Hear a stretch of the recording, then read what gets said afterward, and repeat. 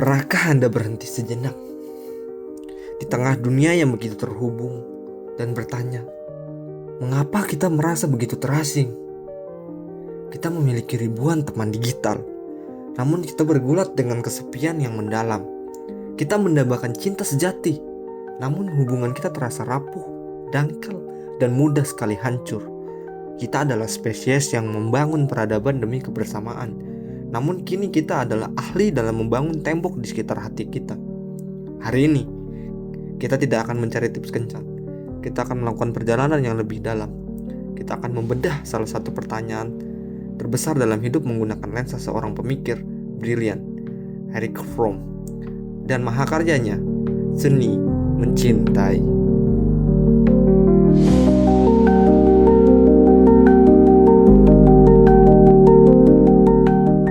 Pertengahan abad ke-20, Erich Fromm mengamati sebuah kekeliruan fatal dalam masyarakat modern. Masalahnya adalah kita semua menganggap diri kita ahli dalam cinta, padahal kita tidak tahu apa-apa. Kita keliru mengira cinta adalah sesuatu yang pasif, sesuatu yang terjadi pada kita, sebuah perasaan yang kita jatuh ke dalamnya. Kita menghabiskan energi kita bukan untuk belajar bagaimana cara mencintai, tapi untuk mencari cara agar dicintai. Fromm menulis, dan ini adalah beberapa intinya. Langkah pertama yang harus diambil adalah menyadari bahwa cinta adalah sebuah seni. Kebanyakan orang melihat masalah cinta terutama sebagai masalah dicintai, bukannya masalah mencintai, masalah kapasitas seseorang untuk mencintai.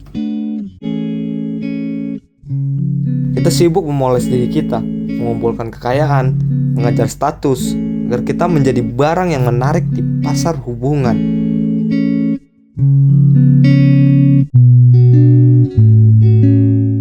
Fromm membedah fenomena yang kita sebut jatuh cinta, perasaan deg-degan, obsesi, ledakan emosi saat dua orang asing tiba-tiba meruntuhkan tembok di antara mereka. Fromm bilang, ini indah, tapi ini bukan cinta. Ini adalah kegilaan sesaat, sebuah euforia yang didorong oleh lenyapnya rasa kesepian kita untuk sementara. Namun, seiring berjalannya waktu, keintiman itu menjadi biasa. Rasa baru itu hilang, pertengkaran kecil muncul, dan kita kecanduan perasaan jatuh tadi. Menyimpulkan, cintanya sudah pudar. Fromm membedakan dengan tajam. Cinta adalah sebuah aktivitas, bukan afeksi yang pasif. Cinta adalah berdiri di dalam, standing in, bukan jatuh untuk, falling for. Ini pelajaran pentingnya bagi kebanyakan orang. Saat perasaan jatuh cinta itu pudar, mereka anggap itu adalah akhir dari hubungan. Tapi Fromm bilang, itu justru awal dari cinta sejati. Pekerjaannya sesungguhnya baru dimulai saat euforia itu selesai. Jika Anda terus-menerus mencari percikan itu, Anda tidak sedang mencari cinta. Anda hanya sedang lari dari kebosanan.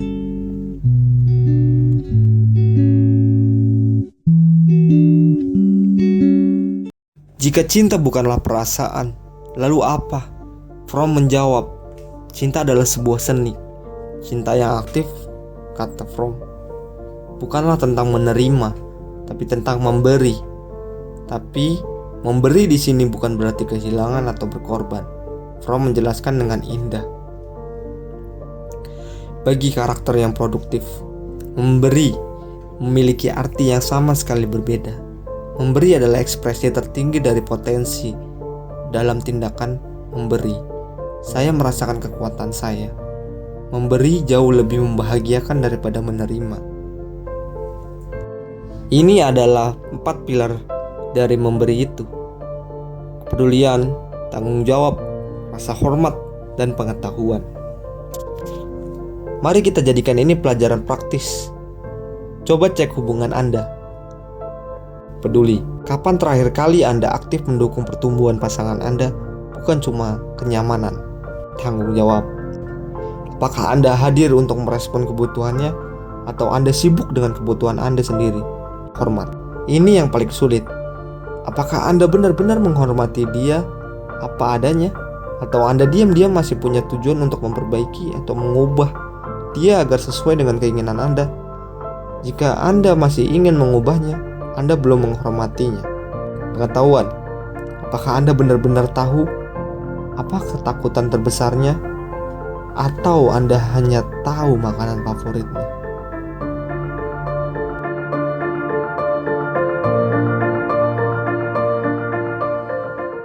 Tapi, mengapa mempraktikkan 4 pilar itu begitu sulit?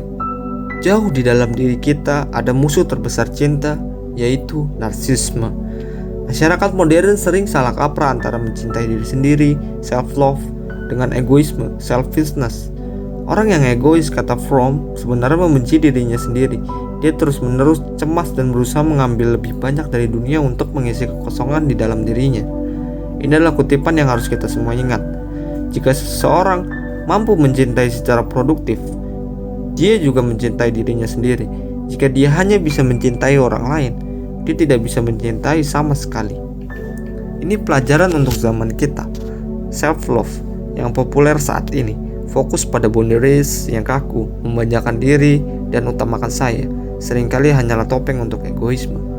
Cinta diri sejati menurut Fromm bukan memanjakan diri, tapi mengembangkan diri. Itu adalah rasa hormat pada potensi kita. Anda tidak bisa memberi dari cangkir yang kosong, tapi cangkir Anda tidak akan terisi hanya dengan membeli kopi mahal.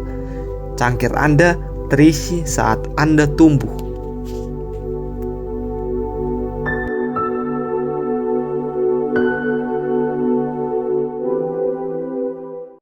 Jadi, bagaimana kita berlatih menjadi seniman cinta? Fromm tidak memberikan 5 langkah mudah. Dia memberikan sesuatu yang jauh lebih menantang. Disiplin. Bukan disiplin kaku, tapi disiplin seperti seorang seniman yang mendedikasikan hidupnya pada karyanya. Melakukan hal yang benar, bahkan ketika kita sedang tidak merasa ingin. Konsentrasi. Di dunia kita yang penuh distraksi, ini adalah kekuatan super, kemampuan untuk benar-benar hadir bersama orang lain, mendengarkan, bukan hanya menunggu giliran bicara, dan kesabaran, memahami bahwa cinta seperti halnya seni, tidak bisa diburu-buru. Kita mau cinta yang selevel mahakarya, tapi kita berlatih selevel coba-coba. Kita tidak sabar, kita ingin hasil instan. Kita bisa fokus berjam-jam untuk grinding di video game, tapi kita tidak bisa fokus 10 menit mendengarkan pasangan kita tanpa mengecek HP.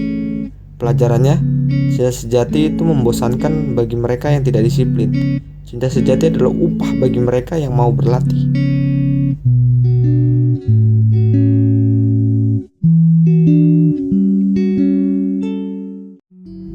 Fromm juga seorang kritikus sosial yang tajam. Dia berargumen bahwa di era kapitalisme, kita tanpa sadar memperlakukan cinta seperti transaksi bisnis. Kita mencari kesepakatan terbaik. Fromm menyebutnya sebagai orientasi pemasaran. Dia menulis, seseorang mengalami dirinya sebagai barang yang harus laku di pasar. Perasaan akan nilai dirinya bergantung pada faktor-faktor di luar dirinya, pada kesuksesannya di pasar. Inilah tamparan terkerasnya. Aplikasi kencan modern adalah perwujudan sempurna dari pasar kepribadian Fromm. Kita swipe orang berdasarkan foto dan bio singkat. Kita bukan lagi manusia yang mencari koneksi. Kita adalah komoditas yang mengevaluasi komoditas lain. Kita bertanya, apa untungnya buat saya? Pelajarannya adalah, selama Anda memperlakukan cinta seperti pasar, Anda hanya akan mendapat transaksi, bukan transformasi.